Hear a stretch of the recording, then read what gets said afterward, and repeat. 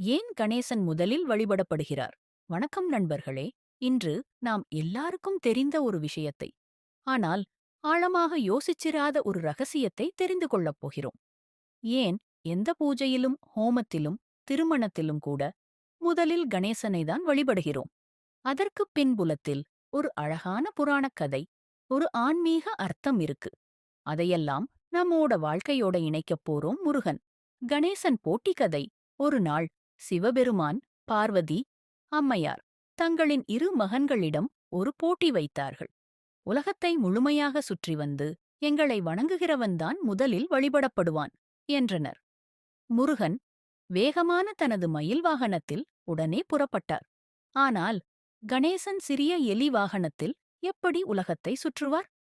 கணேசன் அறிவுக்கூர்மை. அவர் அமைதியாக யோசித்து, பெற்றோர் சிவன், பார்வதியார் முன்னே வந்து, என்னுடைய உலகம் நீங்கள்தான். உங்களை சுற்றினால் அதுவே உலகத்தைச் சுற்றியது போன்றது என்றார். உடனே சிவபெருமான், பார்வதி அம்மையார் மகிழ்ந்து கணேசனுக்கு முதலிடத்தை அளித்தார்கள். தடைகளை அகற்றுபவர். எதையும் ஆரம்பிக்கும்போது வரும் அடைப்புகள் முதலில் அகல வேண்டும். அதனாலேயே கணேசனை முதலில் வழிபடுகிறோம். அறிவின் கடவுள் கணேசன் புத்தி, அறிவு, நினைவு, தீர்மானம் ஆகியவற்றின் அடையாளம். சின்னங்கள் பெரிய தலை, ஆழமான சிந்தனை. சிறிய கண்கள், ஒருமுகப்படுத்துதல்.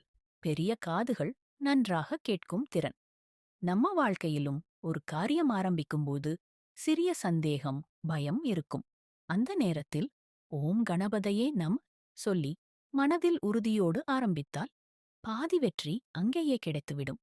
வீட்டில் பூஜை, எக்ஸாம், இன்டர்வியூ, புதிய வேலை, பிசினஸ், வீடு கட்டுவது எல்லாம் முதலில் கணேசன்னு சொல்வது அதனால்தான். அதனால்தான் எப்போதுமே முதலில் கணேசன் வழிபாடு. இது ஒரு புராணக் கதை மட்டுமில்ல, நம் வாழ்க்கைக்கான பாடம் கூட. எந்த காரியத்திலையும் முதலில் பிரச்சனைகளை சமாளிக்க வேண்டும். அப்போதுதான் வெற்றி சுலபமாக வரும். இந்த வீடியோ உங்களுக்கு பிடிச்சிருந்தா லைக் பண்ணுங்க, நண்பர்களுடன் ஷேர் பண்ணுங்க. மேலும் இப்படிப்பட்ட ஆன்மீக தகவல்களுக்கு நம்ம சேனலுக்கு சப்ஸ்கிரைப் பண்ணுங்க.